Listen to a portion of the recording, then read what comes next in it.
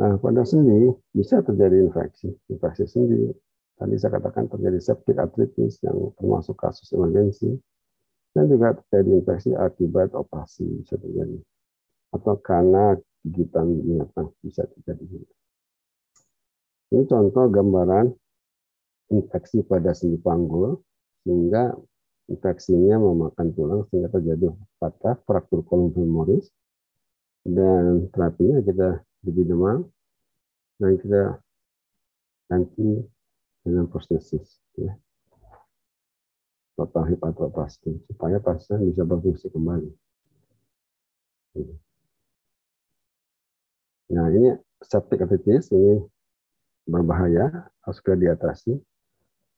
Biasanya yang terjadi pada sendi panggul pada anak-anak. Kita lakukan Faber test, tesnya positif. Bisa terjadi karena kuman TBC, bisa terjadi juga karena kuman non TBC seperti tuberkulose aureus. Oleh karenanya harus jelas, harus pastikan apa penyebabnya. Terapinya prinsipnya sama, ya, drainase dan aspirasi. Ada pasca operasi sendiri bisa terjadi juga infeksi, ya. Karenanya harus bagus, ya, persiapan operasinya. Karena perencanaan yang nggak bagus, juga pemantauan yang kurang bagus itu akan membahayakan pasien.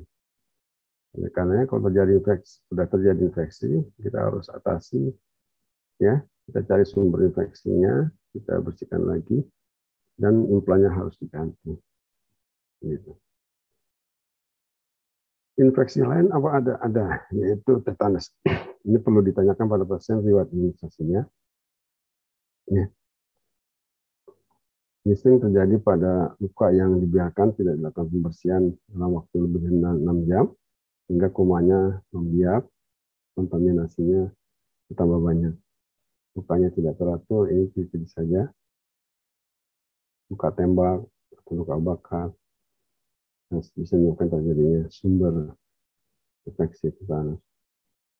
Bisa juga dari gigitan anjing atau rabies dari sumber infeksi. Bisa juga infeksi pada luka diabetes, ya. Ada ini klasifikasi yang khusus untuk luka diabetes, yaitu Buckner 1, 2, 3, 4, 5. Kalau 5 sudah berat, ekstensif. Sudah semuanya infeksi. Nah, ini sebagai contoh, Buckner 5, infeksi luka diabetes yang kronis berkepanjangan pada kaki, ya, kita lihat terjadi. Dari mana kita tahu ini gangguan sensoris, gangguan neurologis? Ini lihat kulitnya kering, tidak ada lembab, ya, kering. Fungsi otonom terganggu, terjadi swelling, pembengkakan, infeksi. Nah, ini sudah mau diamputasi, dia pasien menolak.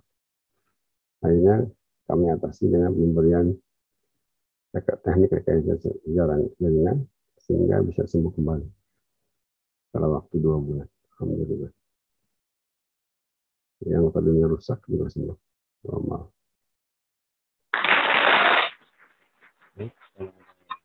Pertanyaan, silakan. Infeksi lain bisa terjadi karena homoseksual atau atraksi seksual atau karena hemofilia dan sebagainya. Prinsipnya sama, cari sumber infeksinya, ya, obati sesuai dengan jenis kumannya. Kalau ada fokus infeksi, kita operasi, kita bersihkan. Kalau ada tulang yang patah, kita stabilisasi, dan jangan lupa lakukan rehabilitasi agar fungsi kembali seperti semula. Infeksi bisa terjadi juga di tulang belakang. Ya. Yang sering terjadi adalah tuberkulosis spondylitis. Ya. Ini contoh, kalau tulang belakangnya terinfeksi, mengalami destruksi, maka menonjol ke belakang ini disebut dengan gibus. Ya, gibus, jadi destruksi tulang belakang akibat infeksi tuberkulosis. Biasanya LED-nya meningkat. Untuk tesnya positif, saya rekening positif. Prinsipnya ya kita perbaiki dalam pasien, kita berikan obat anti tuberkulosis. Kadang ada sumber infeksi, kita operasi di demam, pusing dikeluarkan. Karena tulang yang patah, kita stabilisasi tulang belakangnya dan rehabilitasi. Ini contohnya, kita tulang yang patah, ini kurang begitu jelas. Kemudian dibersihkan, lalu kita pasang stabilisasi. Kelihatan bekas patahnya.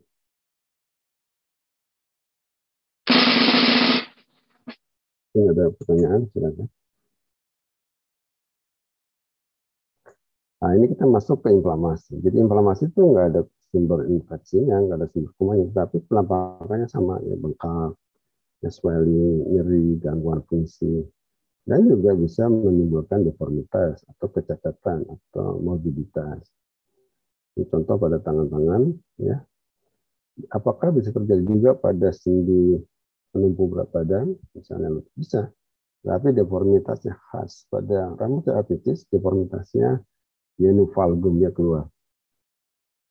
Nah, kalau osteoartritis dia yenuvarum, membentuk huruf vokal ini dia keluar. Ini khas ya rheumatoid arthritis pada lutut. Ya. Dia terjadi juga pada tulang belakang yang disebut dengan ankylosing spondylitis. Biasanya secara progresif, nyeri sendi progresif, semakin lama lambat laun, tidak cepat ya, tapi sakit. Lama-lama terjadi kekakuan. Kenapa? Karena tulangnya muncul jaringan fibrosis dan menyatu. Ini yang istilahnya disebut dengan bambu spine. Ya. Tulang belakang berbentuk bambu. Karena celahnya ini tidak ada menyatu. Kenapa? Karena muncul jaringan fibrosis. Hingga lehernya menjadi kaku dan dia menunduk ke bawah. Dia tidak bisa lurus.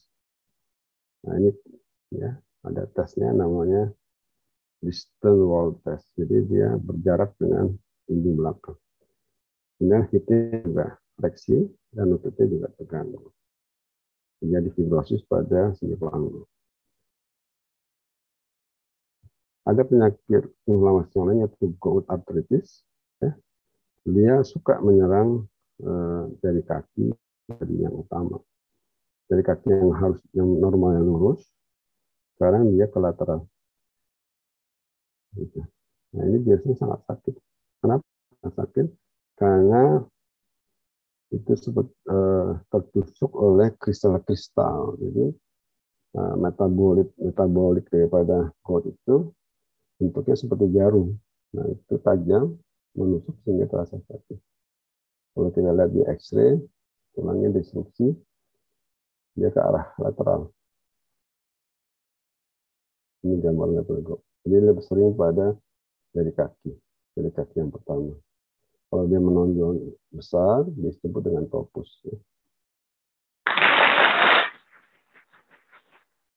Saya rasa sudah saya sampaikan kepada para mahasiswa semua topik tentang infeksi dan inflamasi pada muskuloskeletal. Semoga ada manfaatnya. Mohon maaf bila ada yang kurang berkenan. Terima kasih. Salam bela negara. Assalamualaikum warahmatullahi wabarakatuh.